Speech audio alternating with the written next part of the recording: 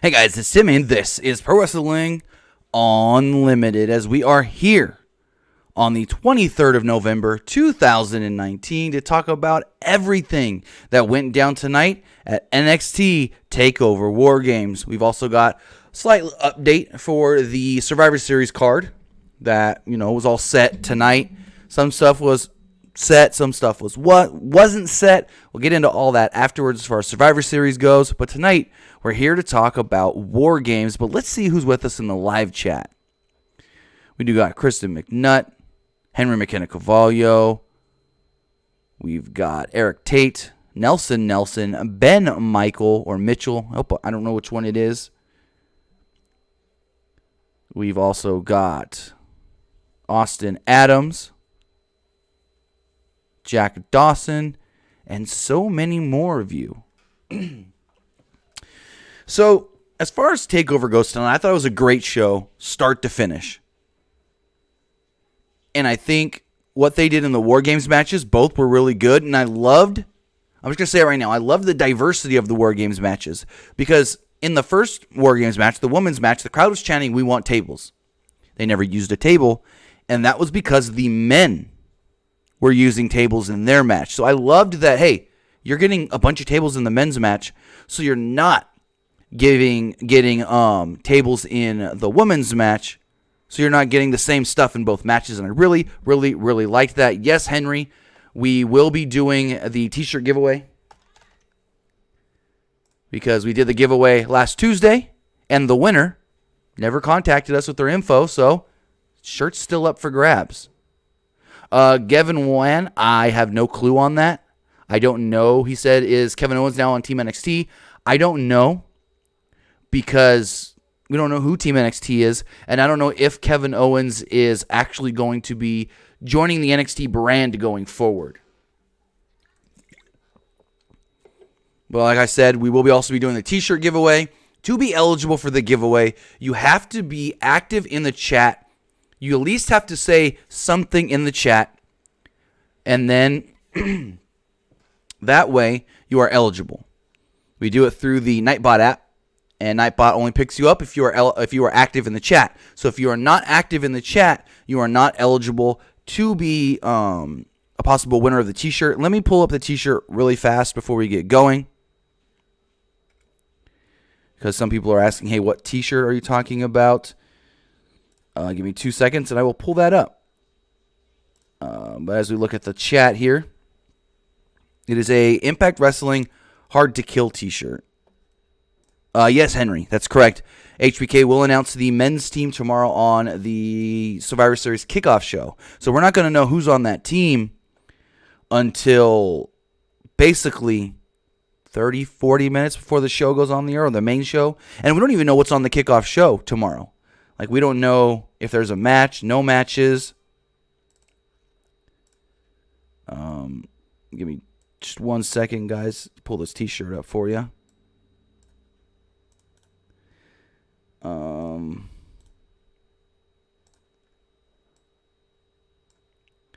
But yeah, I thought TakeOver was a really good show tonight. I loved it. And here's the t-shirt we are doing for the giveaway. Like I said, it's an Impact Wrestling Hard to Kill t-shirt. This is being given out courtesy of Access TV. What happens is we will pick the winner. Then we will send them your information once you send it to us. And then they will be sending you the t-shirt. Again, you'll be winning a Impact Wrestling Hard to Kill t-shirt. Hard to Kill is their pay-per-view coming up on January, I want to say, don't quote me on this, 12th from Dallas, Texas. So back to TakeOver and NXT. The NXT TakeOver I thought was a really good show, and for the first time ever, we did get a pre-show match in TakeOver. So the reason this is we've had 27 takeovers now, and the reason this is the first ever pre-show match is because previously they used the pre-show time to film matches for the next week's NXT. Now that NXT is live on the WWE Network every Wednesday, they don't have to pre-tape any matches, so they can do a pre-show match, which is actually really cool, and I love the idea of a pre-show match on NXT, or on NXT TakeOver, for the simple fact that it gets at least 2 more people in front of this larger crowd. Typically, they work the most they're going to work outside of a takeover is maybe 1,200 people on the road when they go and do shows in like Oregon or California or Milwaukee, when they go do the NXT road shows. The biggest that they do is like 1,200 people. You're getting 400 every week in Full Sail. So what I like is getting more people on the takeovers, whether that's on the main card or a single match on the pre-show. These are 2 guys, Isaiah Swerve Scott and Angel Garza, that may not have worked in front of, both of these guys have worked in front of a crowd this size, because I believe they've both been on 205 Live on a night that it was filmed with SmackDown. So I believe these 2 have worked this size of a crowd before, or some similar. But I like that going forward, we can get guys that haven't in front of these larger crowds. So the pre-show starts, and the first thing they tell us is we've got breaking news. Unfortunately, we are being told that Mia Yim was attacked backstage. We don't know the severity, and she's being checked out by the doctors. Let's send it back there. So it says moments ago, and it shows Mia sitting in front of a stage box. I think that's what they're called, something like that. Equipment box. And she looks kind of out of it. And the doctor's checking her over. Dakota Kai is there. Candice LeRae is there. And also Rhea Ripley is there, and she is pissed. Rhea Ripley is just irate. And so they kick it back, and they say we'll have an update on Rhea Ripley later. We may also have an update on the 4th man for Team Ciampa later as well. So there's not much to the pre-show as far as the panel. There's not really a pre-show panel, which is cool, because sometimes you don't need the pre-show panel, especially if it's only a half-hour show. And so we got the pre-show, and it was Isaiah Swerve Scott taking on Angel Garza, with Angel Garza picking up the victory. And this is a really good match. Scott did a handstand somersault on the apron to the floor at one point, then landed a Frankensteiner on Garza on the floor early on. Scott dominated the match. He dominated most of it, and Garza reversed a crossbody attempt. The crowd was chanting Swerve. There was a flub a little bit, but they recovered. Garza did like the Tai Chi wipe off the pants reveal to the short trunks. They did a spot where he got kicked by Scott. Crowd reacted to it, but I'm not sure if they were cheering that or what. Referee, you can hear him yell "stay down" for some reason, and then mumble something about a replay, because on TV they showed a replay of the pants tearaway spot. So I don't know if the referee was like, hey, don't go to your next spot yet, we're showing a replay. Kind of funny. Later on, Scott locked on a half Nelson on Garza. The referee shouted, "Hard cam!" I'm like, Jesus Christ, ref. I can't remember exactly who the referee was. I forgot to write it down. Garza got a near fall after a modified slingshot Liger bomb. Referee then yelled again, "Stay down."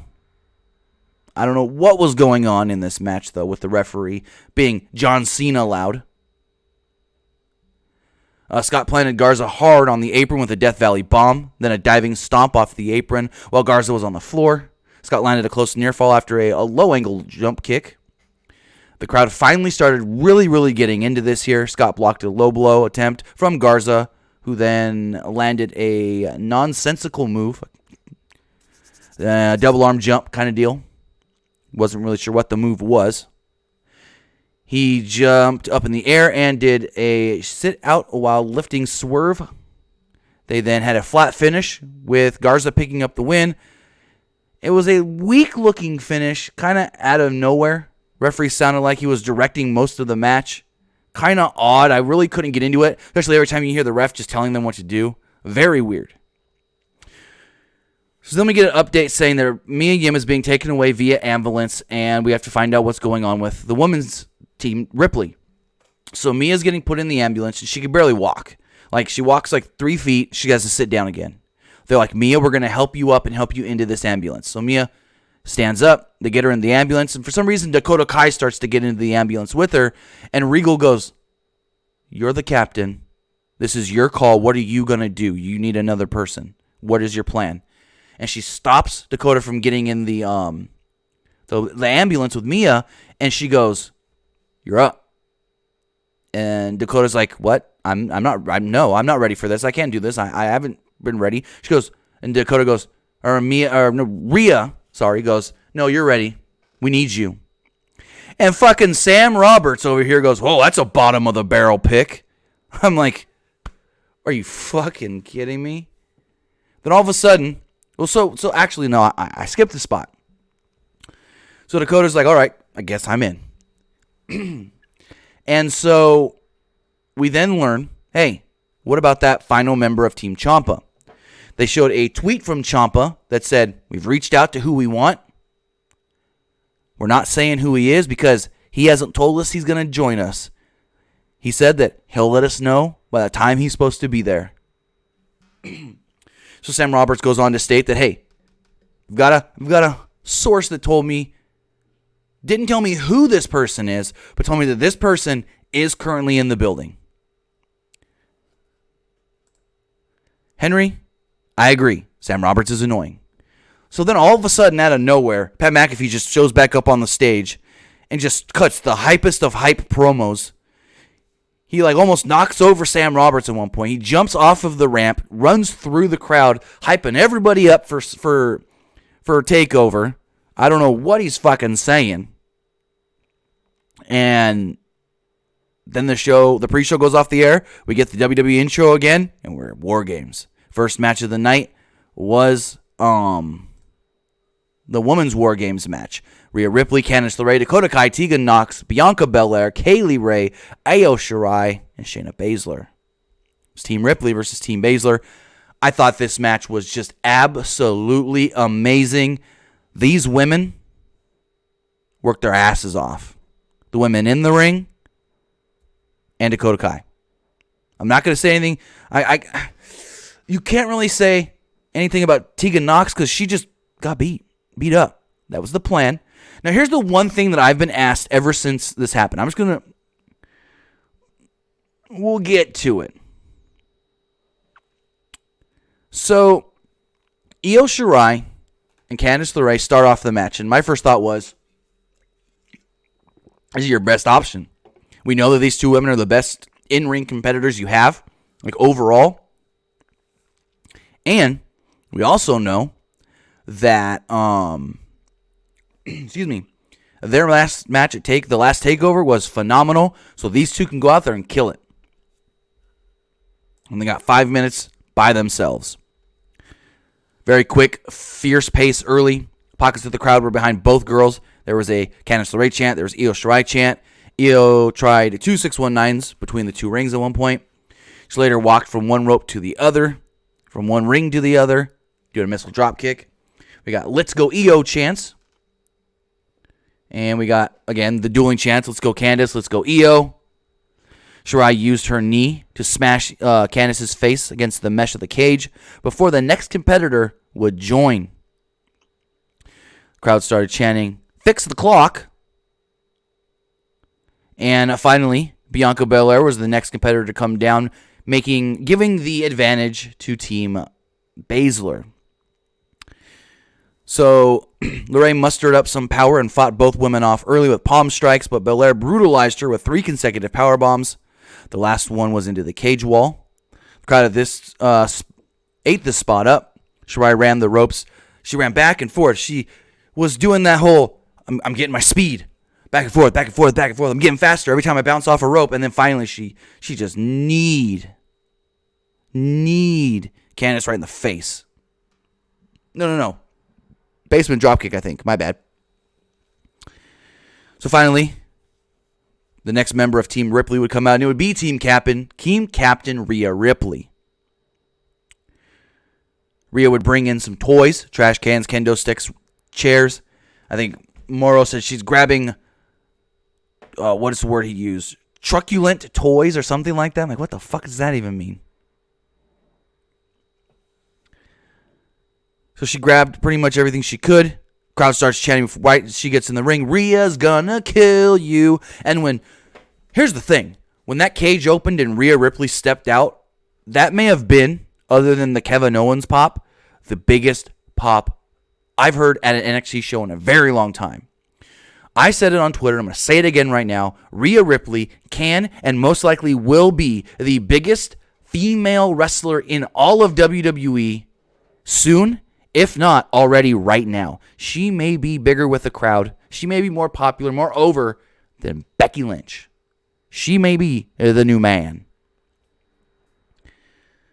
So she brought in her toys, like I said. Chanted, Rhea's going to kill you. And then she struck Balor with a trash can. She smashed Balor face first on the trash can. Then she dumped her again on the trash can. Kaylee Ray was in next. She ran down, grabbed a couple chairs of her own. Crowd's chanting, "We want tables." She teased grabbing a table. Then thought better of it and said, "You don't need that." Yelling at the crowd. Very cool. Crowd was disappointed and booed. But as we learned later, tables were not needed in this match because that was the focal point of the men's match. And I liked, like I said earlier, I liked that they diversified things. If you're going to use a bunch of tables in the men's match, don't use tables in the women's match.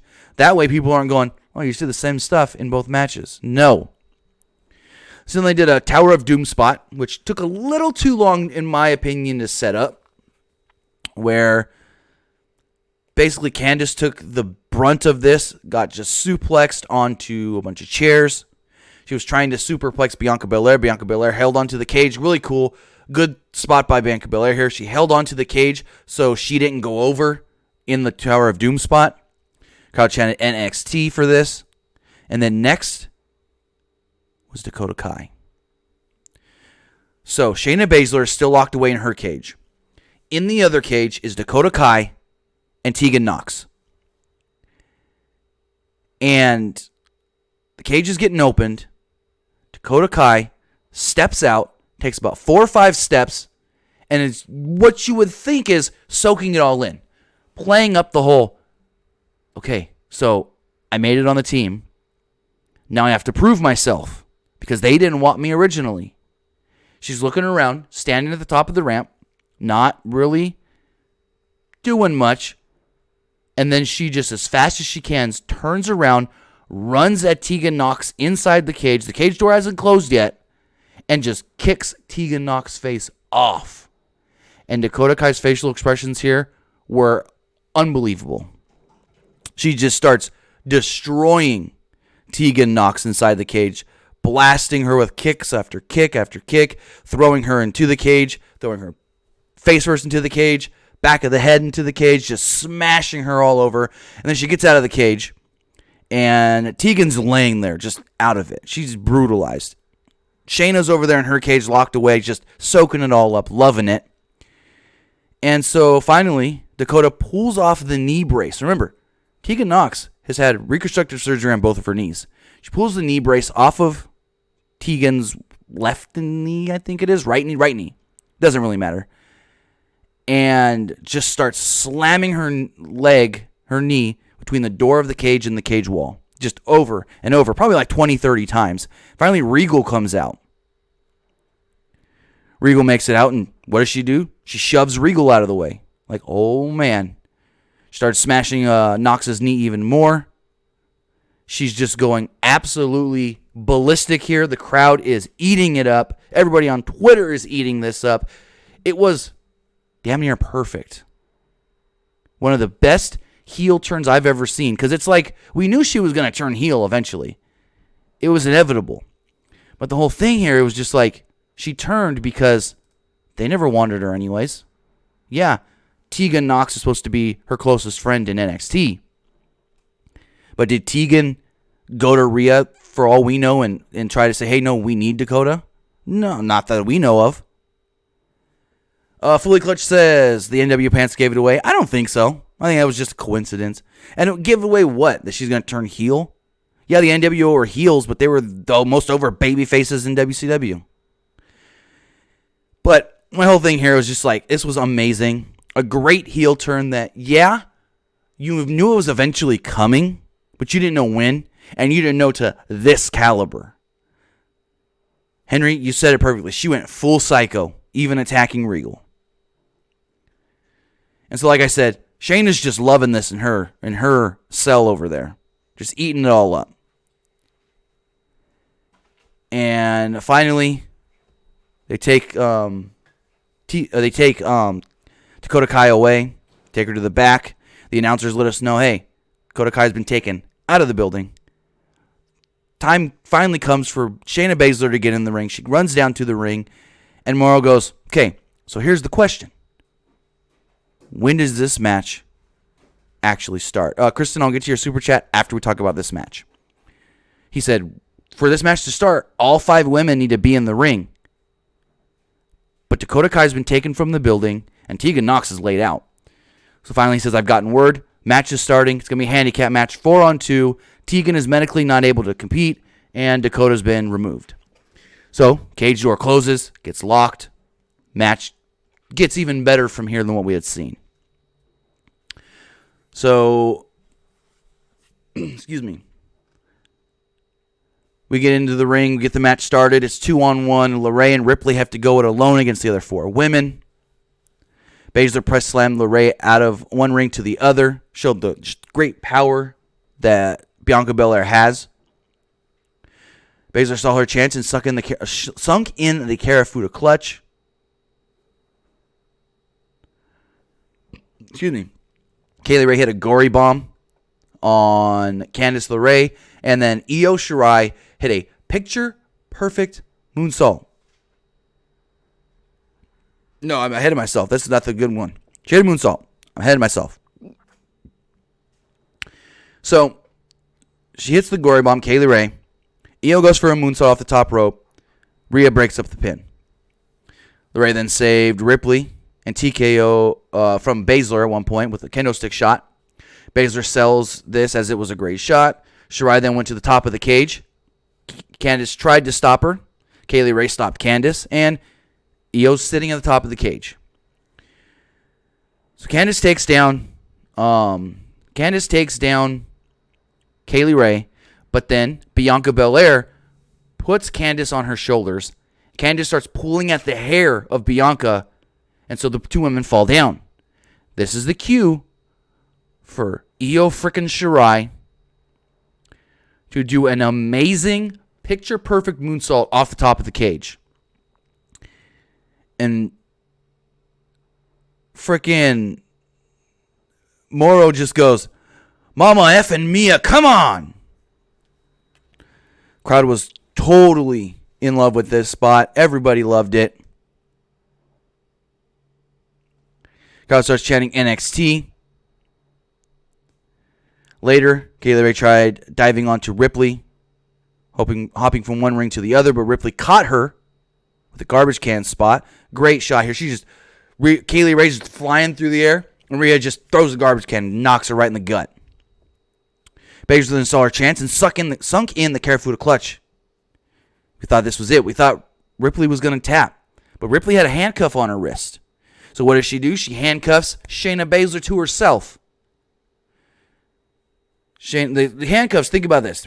Handcuffs had no slack, no give. They were not like, there's a little chain between the two. No, they were just cuff to cuff. And so Rhea gets to her feet, starts kicking Shayna. She then picks up Shayna for the pump handle slam. I can't remember exactly the name that Rhea gives it. But she hits the pump handle slam onto a bunch of unfolded setup chairs and pins the NXT Women's Champion. Rhea Ripley pinned the NXT Women's Champion. As Triple H said later on in the night, something that not many people can say that they've ever done in NXT. Pinned Shayna Baszler.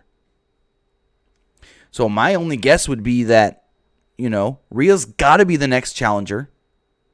Rhea was never beaten by Shayna. She pinned Shayna tonight.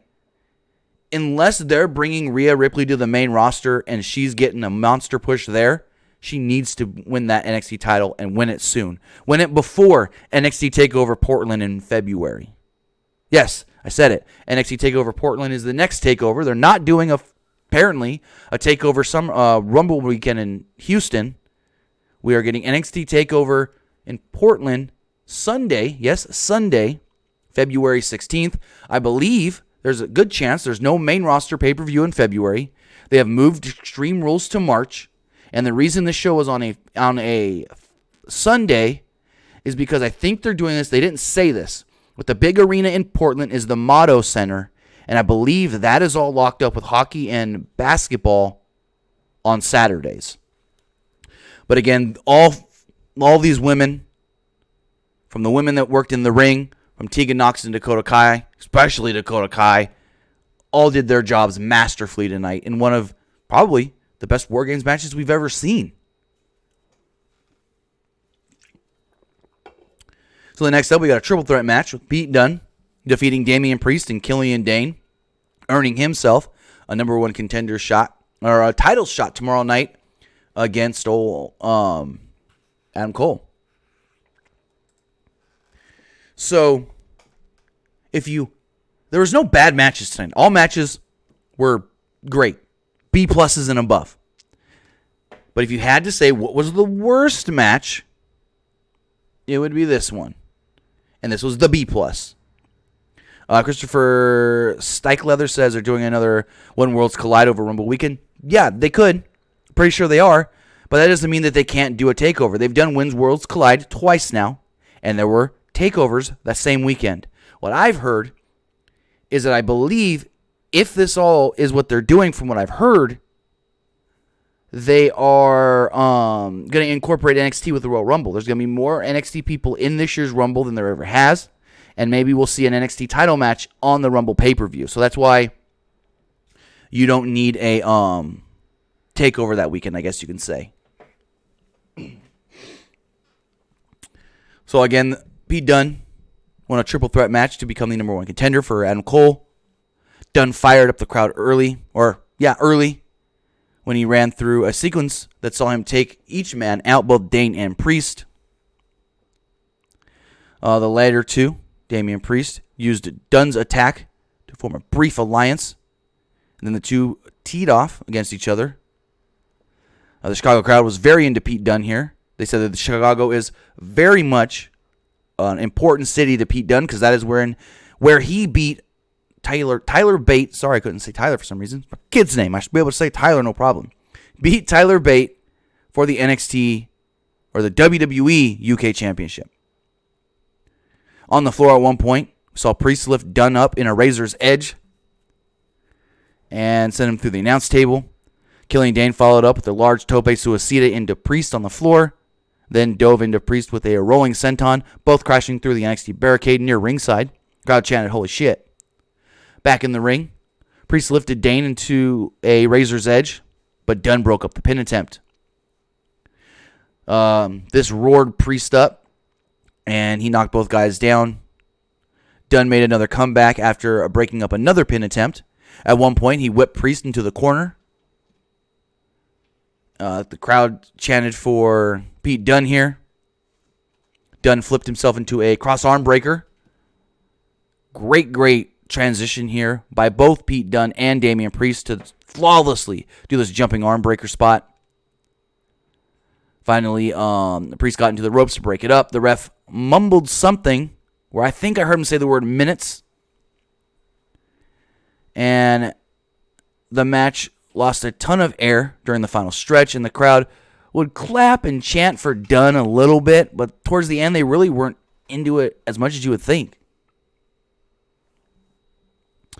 There was another peak towards the end with Priest as he went on a little tear. 2 spinning roundhouse kicks to both guys. Dunne cracked both Dane and Priest for 2.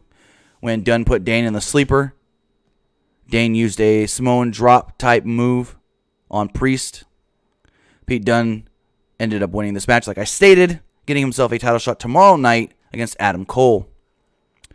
We have a super chat donation here. Chris McNutt says, the ref for Angel Garza versus Swerve was D.A. Brewer. Thank you. Yeah, he was John Cena levels of loud in the ring. I don't know why, but he was like throwing commands left and right and just way too loud. So next up, we got Finn Balor versus Matt Riddle. Finn Balor picking up the victory here. Fans did the parody Goldberg chant for Riddle. They did Riddle, Riddle.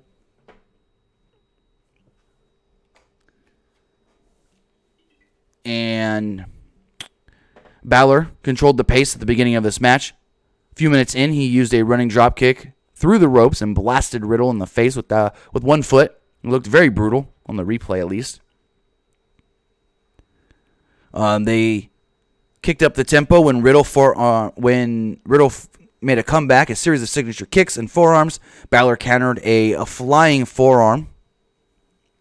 They went back and forth for a little while. Riddle returned with a V-trigger and a German suplex for a 2.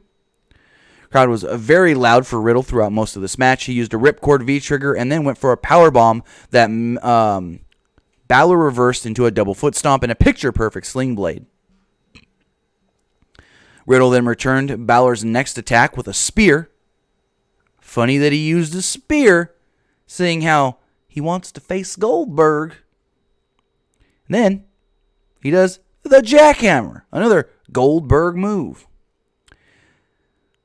He then put Balor in the bro to sleep, but too much time passed as Riddle was trying to set up the move, and Balor got out of it. Riddle then got on offense and got in control a little bit more. Finally got Balor down and went for the floating bro, but Balor got out of the way. No, he got his knees up. That's what it was. As Riddle got to his feet, Balor got to his feet. Balor hit a shotgun drop kick into the corner. Riddle fell to the mat. Balor then went to the top, did a diving double foot stomp, but Riddle rolled out of the way. This looked like it could have hurt Balor here, because when Riddle moved out of the way of that diving foot stomp, Balor hit the mat so hard and stiff, you'd think that he could have blew out an ankle, but he seemed fine. Because then he went for the 1916 DDT and picked up the victory in a tremendous match against Matt Riddle. So, with that, I think Morrow said something along the lines of, the Prince is back. Well, I don't know if we're going to start calling him Prince Balor. Because if you don't know, in New Japan, they called him... So, in New Japan, his name was Fergal Devitt. But they called him Prince Devitt. So, I don't know if in NXT we're going to start calling him Prince Balor. Maybe. We'll see. Then we got our main event. It was Team Ciampa, Lee, Dijak, and a fourth man, taking on the Undisputed Era, Adam Cole, Roderick Strong, Kyle O'Reilly, and Bobby Fish. So everybody comes out. Undisputed Era, 4 of them come out first, and goddamn did this crowd love Adam Cole. They announce Adam Cole. He throws his hands up. Everybody in that building yelled "Bay" at the same time. Undisputed Era does their pose. Adam Cole throws his hands up a second time. Everybody "Bay" at the same time. They sit there. They're waiting for the music cue. Everybody at the same time. Boom! With Adam Cole. These people, Adam Cole is a god to these people. So unlike in the first match, in the women's match, when all 8 people come out and then they decide amongst themselves who's starting, we got all of Undisputed Era out. Lee comes out. Dijak comes out. Ciampa comes out. Doesn't even talk to his team and just walks straight to the ring. He said, "Motherfuckers, I'm starting this match." And he came down with his crutch in hand. Got a jacket on. Got camo pants, face paint. Gave me some Ninja Turtle Casey Jones vibes. And so Undisputed Era talks it over for a second, and North American Champion Roderick Strong goes, "Hey, I'll go down there and start it with him. I'll go 5 minutes with Ciampa." And Strong at first was hesitant to get in the ring, and Ciampa throws him the crutch. He goes, "You can have it, buddy boy." So Strong picks up the crutch, and he looks at it, looks at Ciampa and says, "I don't need your crutch," and he throws it out of the ring. So the crutch never came into play. Cool. Ciampa fired up early, yelling at Roderick Strong, cursing a lot. And there wasn't much to their first interaction. They went 5 minutes before the next person would come out, first member of Undisputed Era, and that was Kyle O'Reilly. Kyle O'Reilly came down. He hit a bunch of Muay Thai kicks and stuff on Ciampa. This was like just great, classic Kyle O'Reilly, circa 2012 ROH. They beat the crap out of Ciampa, the two of them together. See, the difference in this match is in this match and the women's match. In the women's match, the advantage never really was an advantage. It felt like when it was 2-on-1 early with Candice, I think it was Candice, Io, and Bianca. Candice was never like just killed. But Ciampa, when it was Ciampa against Strong and O'Reilly, he was murdered. So finally, Dijakovic would come down to try and even the odds. But it wasn't enough. Because Ciampa was beat down so much earlier by Strong and O'Reilly, he wasn't able to really be there when Dijakovic got in the ring. So Dijakovic was getting double teamed a lot. So Bobby Fish is next in for his team.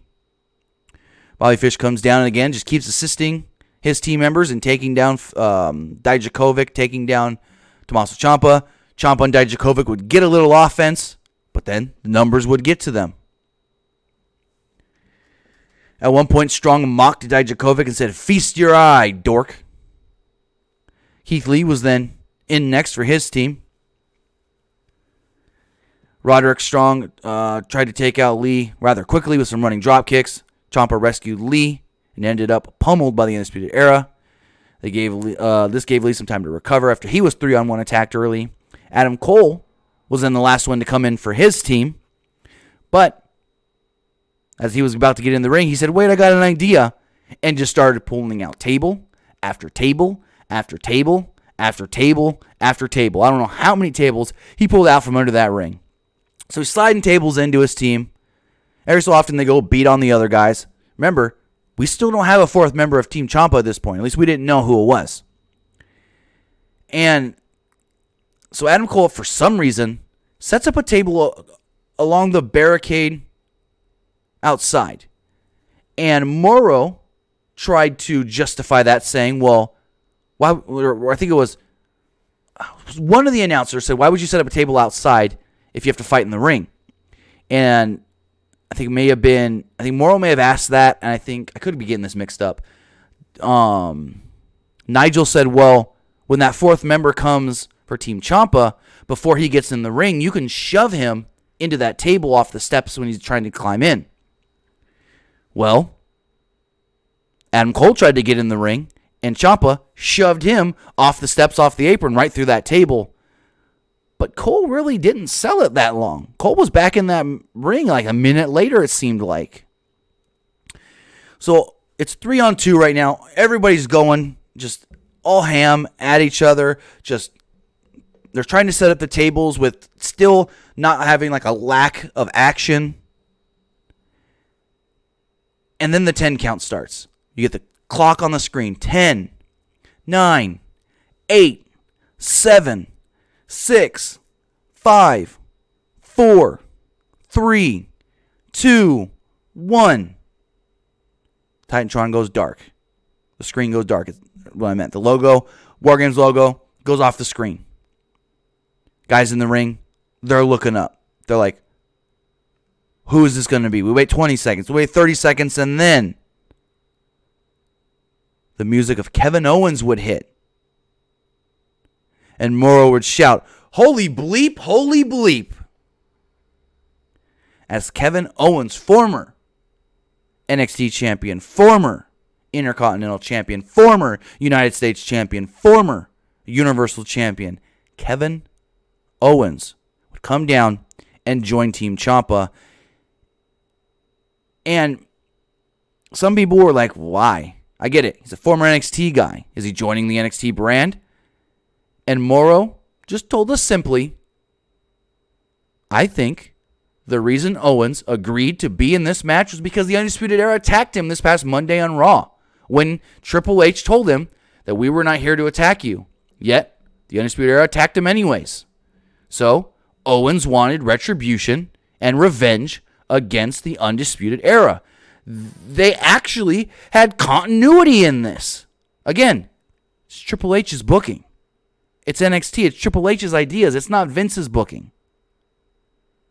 And yes, Kevin Owens was wearing his original NXT KO shirt. Throwback and all. Now, the big question is Is Kevin Owens a part of the NXT roster now? Don't know. No clue. We may find out by morning what's going on with all that. But as far as if he's joining the NXT roster and going back down there or going there, like we've seen with Finn Balor, I don't know.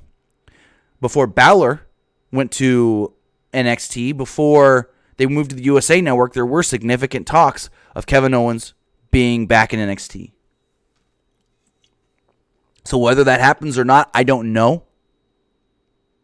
But we'll have to wait and see. So, Owens gets in the ring, and he kind of goes face-to-face, or not really face-to-face, but they look at each other, him and Adam Cole, and Adam Cole looks like he's seen a freaking ghost. So Owens gets in the ring, and Mauro lets us know WarGames has begun. The match is now official. So Lee at one point does a crossbody onto everyone in the ring from the top rope. Everyone cycled through their high spots here. Several aerial spots. Big finishers and high spots, kickouts, and all that jazz. Roderick Strong did an Olympic slam from the top rope to Keith Lee, which looked amazing. Lee and O'Reilly smashed Lee with knee strikes. Owens and Cole fought in between the two rings. Finally, Adam Cole struggled at first because Owens blocked it, but eventually gave Owens a Panama Sunrise on the steel in between the two rings. Crowd chanted, "Holy shit," for this. Owens looked like he landed right on the top of his head, but if you look close enough with the camera angle they showed, you can tell that he didn't, so that's good. Ciampa then ran wild with knee strikes, blasting Red Dragon or Fish and O'Reilly. He then hit Cole with a couple of knee strikes, and the crowd started chanting, "Daddy, Daddy, Daddy." A few minutes later, Dijakovic put Fish through a table with a choke slam. Tried doing the same to O'Reilly, but he reversed it into a triangle choke until Owens frog splashed him through a table. Lee then powerbombed Owens from the top rope. No. O'Reilly, I think it was, from the top rope. Took him out of the match. The finish then came as we saw Cole and Ciampa fighting. They finally both got up to the top of the cage. Struggled at the top of the cage for a little while. And then all of a sudden, Ciampa gets the advantage. And Ciampa puts, I forget what the move is called, but it's basically like Sheamus's white noise. Grabs Cole, and the two men fall from the top of the cage through like two tables set up in the ring. Ciampa lands on top of Cole. The referee counts 1, 2, 3. Team Ciampa wins. Ciampa pins the NXT champion. And this is perfect storytelling. It's perfect for where we're going next. Because Daddy wants Goldie back. Daddy pinned the NXT champion. Team Ciampa didn't just win. Ciampa didn't just beat anybody in the Undisputed Era. No. Ciampa pinned the NXT champion. Just like earlier, Rhea pinned the Women's champion. So in retrospect, both of them should be getting title matches next. And so Mauro's trying to sell the carnage on commentary about we've just saw men fall from the heavens and these guys are just brutalized. And then I don't know why, production cuts to a camera right in Britt Baker's face for about 5 to 8 seconds or so, maybe like 5 seconds. She's got her hands covering her mouth like, oh, frickin' A, is Adam okay? Like not, all right, I know the camera's going to cut to me, I need to look worried. Real worry. They cut back to a wide shot of the cage, and Mauro literally goes, that was the girlfriend of NXT champion Adam Cole, Britt Baker. Or something along those lines. That was Britt Baker, the girlfriend of NXT champion Adam Cole. Not only did they show Britt Baker on camera for longer than AEW would want them to, but they name dropped her as well. It's not the first time we've seen her on camera at an NXT show this year. At one point, she was at the NXT TakeOver 25 special where she was sitting front row for the Adam Cole match. They showed Stephanie McMahon, and she was like 2 seats down from Stephanie. But this time, they literally put the freaking camera in her face. So, I don't know if Cody or the Bucks or Kenny or Tony Khan are going to comment on that. But, whatever. But great show. Great show. I loved tonight's TakeOver. I thought both War Games matches were grade A, phenomenal. If I had to say what was better, I may say the women's TakeOver match was a little bit better. If I had to say what match was the best match of the night, and it's, everyone's got their own opinion, I may say the women's match. Christopher Steichler says, I wouldn't be surprised if Britt gets released from AEW for this. No. She ain't getting released from AEW. She was the first woman they signed. They know that she goes to all of Adam's matches. They didn't know. She didn't know. That I would assume she didn't know they were going to put the camera in her face and show her on television. But, as I was saying, I thought this was just a top to bottom great TakeOver. And the women's match was the better of the two War Games matches. But that's not taking anything away from the men's War Games match. That was also amazing. So with that was NXT TakeOver WarGames here in 2019. Now, for all you people that have stuck around, for all you people that have been here with us, it's t-shirt giveaway time. Time to pick a winner. And the winner of the t-shirt, the Hard to Kill, Impact Wrestling Hard to Kill t-shirt, courtesy of Access TV, is Kristen McNutt. It's actually won the t-shirt. Kristen, send me your info on Twitter at TimmyBuddy or at PWUnlimited so we can get your info over to the people at Access TV and they can send you out your t-shirt. So with that, it's going to wrap things up for us here, guys. I want to say thank you to everybody who watched us here live. I want to say thank you to everybody who watches later right here on YouTube and everybody who listens on podcast services all around the world like iTunes, Google Play Music, Stitcher, Spotify, SoundCloud, and so much more. We will be live tomorrow night following a Survivor Series. And I said we've got some card updates for Survivor Series. Rhea Ripley has named her full team for Survivor Series. She said, of course, I got to have Candice LeRae on my team. She then said, there's two women that I faced tonight that earned my respect. I'm adding Io Shirai and Bianca Belair to my team. Not really a fan of that because it's like, you just hated them 2 hours ago. You wanted to kill them in War Games, and now you want to team with them, whatever. And then she said also, a woman from Australia that I've known since I was a teenager that I highly respect, bringing Toni Storm from NXT UK. So, the NXT women's team is Rhea Ripley, Candice LeRae, Bianca Belair, Toni Storm, and Io Shirai. Adam Cole tomorrow will be defending the NXT Championship against Pete Dunne. And Triple H also did state that on the kickoff show for Survivor Series, Shawn Michaels will announce the men's team. But with that, that's going to wrap things up here for me. Again, we will be live tomorrow night following Survivor Series. So I'll see you then. Have a great day. Or have a great night. Hope you guys enjoy Survivor Series tomorrow.